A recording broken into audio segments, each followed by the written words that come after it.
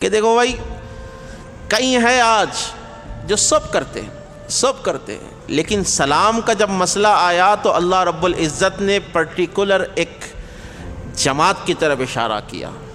ایک جماعت کو اللہ نے کہا، اللہ رب العزت نے ایمان والوں سے کہا. اب جو حضور پر درود و سلام پڑھ رہے ہیں، پڑھنے کے قائل ہے، وہ سچے ایمان والے ہیں. اب جس کو سرکار پر درود و سلام ہضم نہیں ہوتا، سرکار پر سب کریں گے آپ جو ہے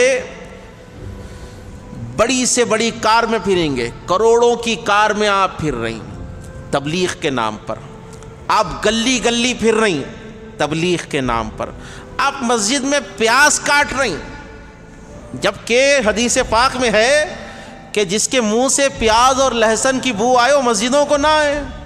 آپ مسجد میں بیٹھ کے پیاز کاٹ رہی، لہسن کاٹ رہی، چولہے جلا کر بنا کر 40 دن کھا رہے. آپ کو جب بدعت یاد نہیں آ رہی، لیکن کوئی کھڑا ہو کے سلام پڑھ دیا تو آپ کے سینے پہ سانپ کیوں لوٹ رہے؟ بولے کون پڑھے تھے، کدھر پڑھے تھے؟ بولے یہ کون پڑھے تھے، کدھر پڑھے تھے؟ کیا ہے؟ ہمارے نبی ہے، ہم اپنے نبی پر سلام بھیج رہے ہیں، اللہ کا حکم ہے، یہ اللہ کا حکم ہے. آپ کون ہیں؟ Who are you؟ آپ ہے کون جو ہمیں روک سکتے ہیں؟ آپ ہے کون جو ہمیں بدعت کہہ کر پکار رہے ہیں؟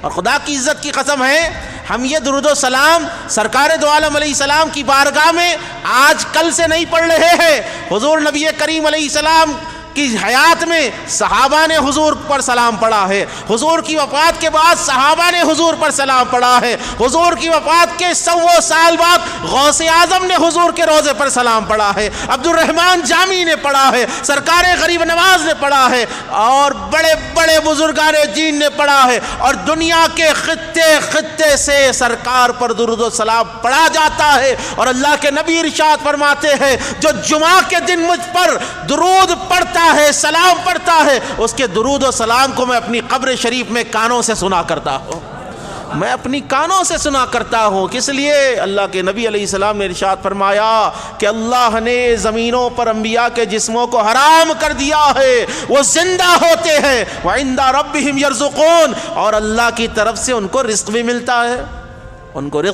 ہے، تو نبی زندہ ہے. کیا ہے؟ نبی زندہ ہے.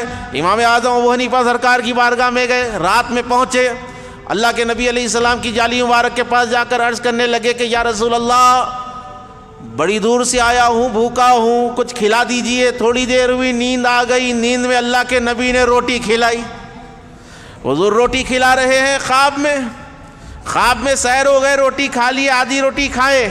اب جب نیند سے بیدار ہوئے تو آدھی روٹی امام اعظم کے ہاتھوں میں ہے، آدھی روٹی امام اعظم ابو حنیفہ کے ہاتھوں میں ہے.